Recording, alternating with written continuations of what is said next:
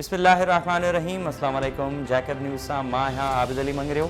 पेश आहिनि हिनमत जूं हेडलाइंस। जैकबाबाद में DIG लाड़काणो जी खुलियल कचहरी, शहरनि शिकायतुनि जा अंबार लगाए छॾिया। DIG मसला ॿुधी बर वक़्त हल करण जा हुकुम ॾिना।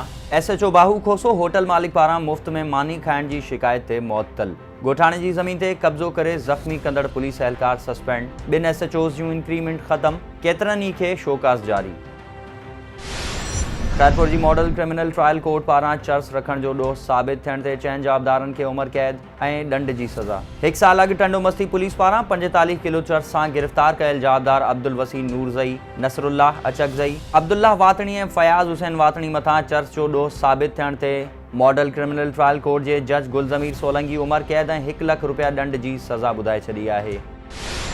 शिकारपुर शहर में नौजवान का मोटरसाइकिल फुर, फायरिंग, मुड़जाने तौर महफूज। मुतासिर नौजवानन जो प्रेस क्लब आॾो एहतजाज। न्यू फौजदारी थाने जी हद जेल रोड वटि 4 अणसुञातल हथियार बंदन नौजवान आगा दानिश ऐं अबरार खान के यरगमाल बणाए मोबाइल फोन, रोक रक़म ऐं 125 मोटरसाइकिल फुर कई। मज़ामत करण ते हथियार बंदन फायरिंग करे ॾिनी, जंहिं ते नौजवाननि होटल में पनाह वरिती। मुतासिर नौजवाननि प्रेस क्लब आॾो एहतजाज कंदे सहाफ़िन खे ॿुधायो त हथियार बंदन यरगमाल बणाए 125 मोटरसाइकिल, मोबाइल फोन ऐं रोक रक़म फुर कई आहे। SSP शिकारपुर खां घुर था करियूं त फुर थियल मोटरसाइकिल ऐं सामान वापसि करायो वञे।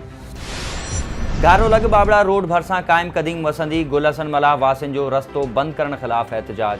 बिल्डर ख़िलाफ़ कार्रवाई जो मुतालबो। अमीरुल बहर जे मरकज़ी अॻवाननि अली हसन मलाह, अशरफ मलाह ऐं ॿियनि जी अॻवानी में ॻोठाणनि ॿारड़नि समेत बाबड़ा रोड ते एहतजाज कंदे दायो आहे त असीं केतिरनि ई सालनि खां आबाद आहियूं ऐं हाणे हिकु बिल्डर ॻोठ न ईंदड़ वींदड़ समूरा रस्ता बंदि करे छॾिया आहिनि। ॻाल्हाइण ते धमकायो पियो वञे। हुननि घुर कई त ॻोठ जो रस्तो बहाल करे बिल्डर ख़िलाफ़ कार्रवाई कई वञे। बहादुरपुर में अणसुञातल चोरनि पारां चोरी कयल ॾांद पुलिस वापसि कराए वरितो। अणसुञातल चोर कुर्बान गबोल जे घर मां ॾांद चोरी करे फरार थी विया। इतला ते बहादुरपुर पुलिस चौकी इंचार्ज रज़ा मोहम्मद गोलो ऐं फारूक बोज़दार वक़्ताइती कार्रवाई कंदे लाही चाड़ी वेझो ॾांद छॾाए वरितो, जॾहिं त चोर फरार थी विया।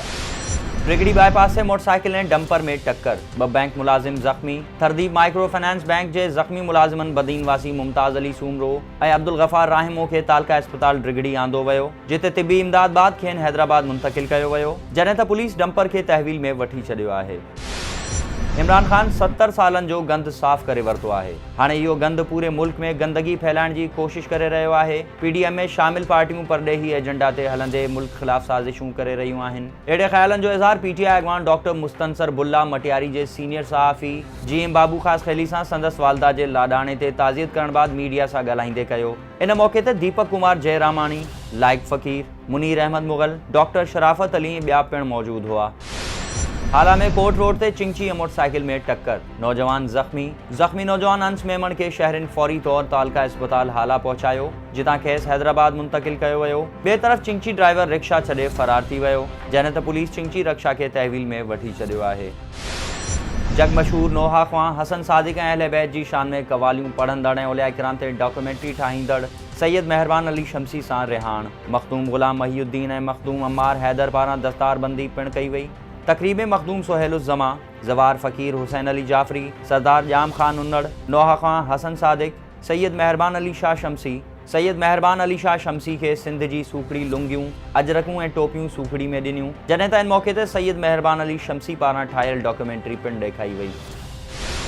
ऐं लाड़काणो में अवामी तहरीक पारां मरकज़ी राब्ता सेक्रेटरी महरान सिंधी, ज़िले सदर हाजी अली हसन वक्कू, एडवोकेट फाज़ल राहूजो, एडवोकेट ज़ुल्फ़कार मीरानी, मोहम्मद ख़ान चांडियो, शकीब नवाज़ नूनारी, एतज़ाज़ गांइचो ऐं ॿियनि जी अॻवानी में मेहर जे ॻोठ पोराचो जे प्राइमरी स्कूल ते वॾेरनि ख़ादिम हुसैन महेसर ऐं इमदाद महेसर तरफ़ां कयल कब्ज़े ख़िलाफ़ आवाज़ उथारींदड़ अवामी तहरीक जे मरकज़ी अॻवान साजिद हुसैन महेसर ऐं पार्टी जे अॻवाननि एजाज़ महेसर, माजिद महेसर ऐं ख़ुर्शीद महेसर जे घरनि ते काह करण ख़िलाफ़ प्रेस क्लब अॻियां अलामती बुख हड़ताल कई वई। अॻवाननि सूबाई वज़ीर सईद गनी, सेक्रेटरी तालीम अहमद बख्श नारेजो ऐं IG सिंध खां तालीम दुश्मन माफ़िया ख़िलाफ़ घुर कंदे चयो त खेनि फौरी तौर गिरफ़्तार करे स्कूल खोलायो वञे ऐं अवामी तहरीक जे अॻवाननि खे तहफ़ुज़ फ़राहम कयो वञे। ॿी सूरत में सॼी सिंध अंदरि एहतजाज कंदासीं।